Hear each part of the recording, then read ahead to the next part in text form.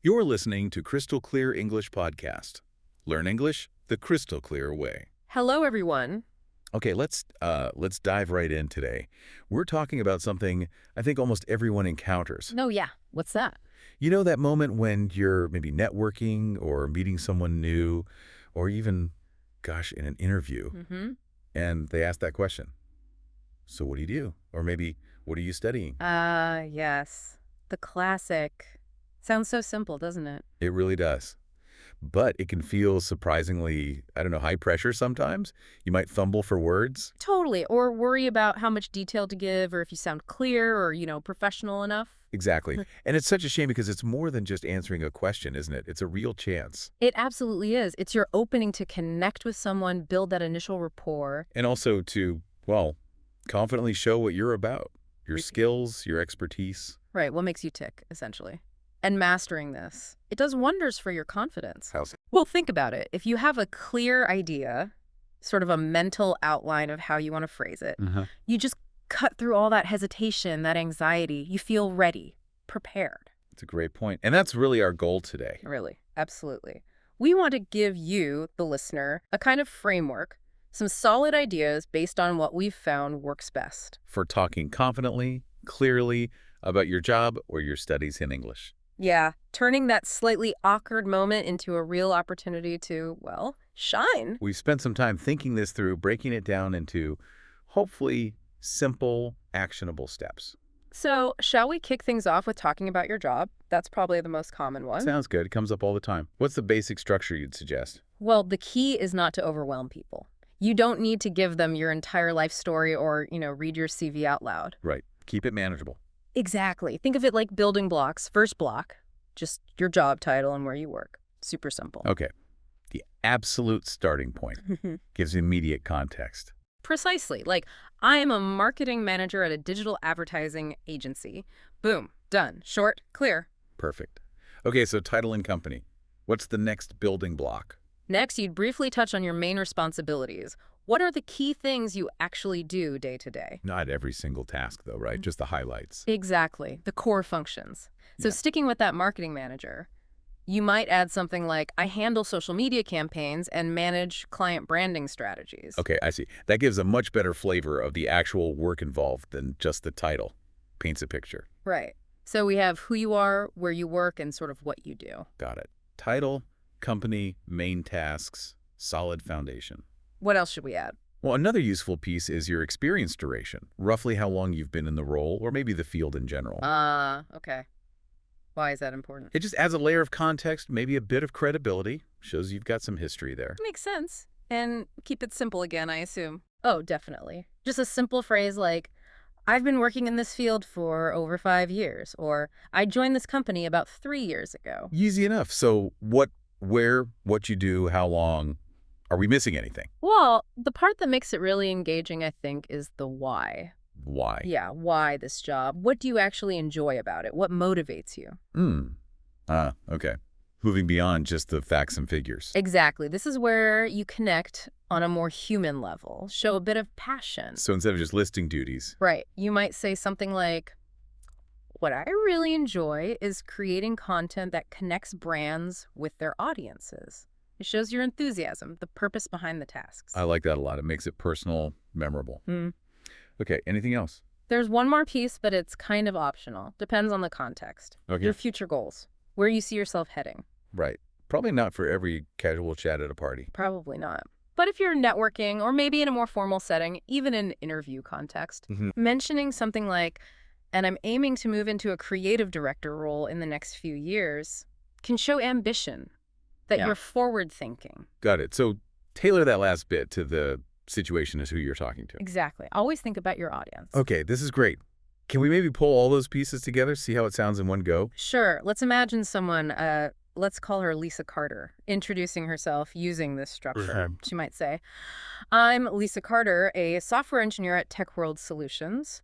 My main role involves designing and developing mobile applications, focusing on simplifying user tasks. Okay, title, company, responsibilities, check. I've actually been in this specific role for about 3 years now. Experience duration, check. And I really enjoy creating technology that genuinely makes life easier for people. The why.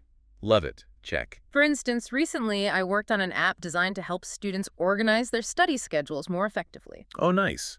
A specific example ties it all together. That flows really well. Doesn't it? It hits all the key points.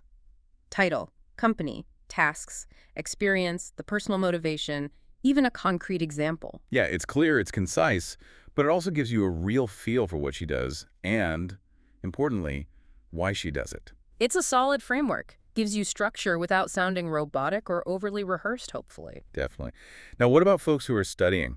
A lot of our listeners might be students or maybe talk about past education. Good point. That's just as common, and luckily the approach is pretty similar. So the goal's the same. Provide context, highlight key areas, show your interest. Exactly. Whether you're currently in school or talking about a degree you finished, you want to articulate it clearly. Okay, so if someone asks, what are you studying? Where do you start? Same principle as the job. Start with the basics. Your degree or course name and the university or institution. Simple and clear. I'm studying computer science at XYZ University. Groundwork laid. Precisely. Then, if there's a specific focus area, like a major or specialization, mention that next. That has important detail, right? Like, my specialization is in artificial intelligence and machine learning. Tells them more about your niche. Right. It narrows it down from the broad subject. And just like with the job, I'm guessing the why is important here too. Why did you choose this field? Absolutely. Sharing your personal interest makes it much more engaging than just stating the subject. So not just, I study AI, but maybe. Maybe something like, I've always been fascinated by how technology is shaping our world, or I chose AI because I'm really captivated by its potential to solve complex, real-world It problems. connects much better. It shows your passion. What comes after the why for studies? You could mention specific projects you've worked on, or maybe relevant extracurricular activities. So like the equivalent of job responsibilities or projects, giving concrete examples. Exactly. It shows practical application and engagement. Something like, I recently completed a project focused on developing a chatbot for educational purposes. Yeah, that illustrates your skills and what you're actively doing, brings the studies to life. It really does. And then finally, again, similar to the job goals, you might briefly mention future plans if it feels appropriate. Like what you hope to do after you graduate. Yeah, or further study plans. I'm hoping to pursue a career in AI research after my master's. Okay. Shows ambition and direction. Again, tailor it to the conversation. Let's hear an example for studies then, putting it all together. Okay, let's take Mark Johnson, you might say. Hi, I'm Mark Johnson. I'm currently pursuing a master's degree in environmental science over at Greenfield University. Degree and university, check. My main focus area is on renewable energy solutions. Actually, right now I'm working on a research project looking into solar panel efficiency. Specialization and specific project, check. I chose this field mostly because I'm really passionate about sustainable living, and I really want to contribute to tackling some of the world's energy challenges. Personal motivation, the why, check. And that implies his future goals too. Exactly. It flows, gives a clear picture, degree, uni, focus, specific work motivation, concise, but informative and engaging. Yeah, that works just as well as the job example. Yeah, These frameworks really do provide a solid base, don't they? Helps organize your thoughts. definitely. But of course, knowing the framework is one thing. Knowing how to adapt it is key, especially for specific situations, like job interviews. Ah, yes. Interviews. The pressure's definitely higher there. You need to angle things a bit differently, right? Absolutely. In an interview, you're not just informing, you're actively selling yourself for that specific role. So you need to make the connection really explicit. Yes. Don't just list your skills or experiences. You need to clearly show the interviewer how they relate directly to the job requirements they've listed. Okay, so bridge that gap for them. Right. You could say something like, my background in data analysis, especially that project I mentioned on customer trends, directly relates to this position's need for interpreting market data. Make it obvious you see the fit. Good tip. And what about achievements? You mentioned specific examples earlier. Even more important in interviews. Oh, absolutely crucial. Highlight your significant accomplishments. And whenever you possibly can, quantify them. Use numbers. Quantify, you mean like adding statistics. Exactly. Numbers make achievements concrete and impactful. Instead of just, I improved engagement, try. In my last role, I led a social media campaign that resulted in a 30% increase in online engagement within 6 months. Wow, yeah, that sounds much more impressive. It shows tangible results, the value you brought. Precisely. And maybe the most important thing in an interview. Convey genuine enthusiasm. Show your passion for the work, the company, the role itself. How do you show passion without just saying, I'm passionate? That's a great question. It's often more about how you talk about the work, your tone, your energy, the specific details you focus on. So less about the word itself. Much less. Instead of a flat, I like coding, you could say something like, I genuinely enjoy the challenge of tackling complex coding problems, and there's real satisfaction in building software solutions that are elegant and truly efficient. See the difference? I do. It's the language, the specifics about why you enjoy the actual tasks. It conveys enthusiasm naturally. Exactly. It shows you care about the craft. Okay, so we've covered the what to include for jobs and studies and the how to tailor it, especially for interviews. But how do people actually get comfortable saying all this naturally? Practice, I guess. Practice is definitely key, and there are a few really practical things you can do starting right now. Okay, what would you suggest? First step, just write it down. Do that self-description exercise. Take those points we discussed, title, company, tasks, duration, the why, maybe a project or goal for a job. Or degree, uni, focus, the why, projects, plans for studies. Write a short paragraph, maybe just bullet points. Get it out of your head. Right. Seeing it written down helps clarify things. What's next after writing? This next one might feel a bit strange at first, but trust me, it's incredibly effective. Record yourself. Record yourself speaking it. Oh boy. Yeah, I know. But listening back lets you hear yourself as others do. Practice saying your paragraph out loud or answering, tell me about yourself, or what do you do? I've listened for what? Hesitations, pronunciation. Exactly. Where do you pause awkwardly? Where could the words be clearer?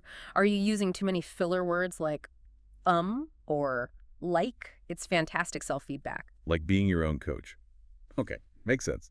What else? Then practice in low-stakes situations. Mock interviews are great. Even just explaining what you do to a friend or family member, or honestly, even just talking to the mirror. Seriously, the mirror. Hey, don't knock it till you try it. The more you physically say the words using that structure, the more it becomes second nature. You build that muscle memory for the language. Okay, fair enough. Write it, record it, practice it out loud. Yeah. Got it. Any final quick tips for when you're actually talking to someone? Yeah, just a few general things to keep in mind. First, always aim to be concise and clear. Use the structure to get to the point effectively. Avoid rambling. Good one. Keep it focused. Second, and this is a big one, avoid jargon.